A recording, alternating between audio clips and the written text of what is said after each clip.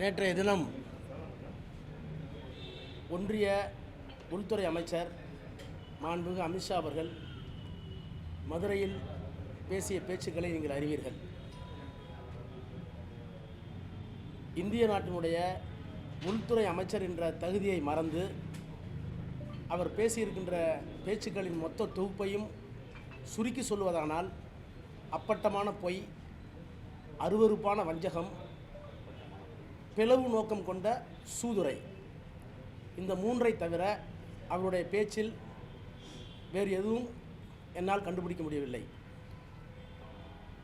ஒரு நாட்டினுடைய உள்துறை அமைச்சர் ஒரு மாநிலத்திற்கு வருகிற போது அவருடைய தகுதி, அவருக்கு இருக்கிற பொறுப்பு, கடமை உணர்ச்சி இவைகளை பற்றி கிஞ்சிற்றும் கவலைப்படாமல்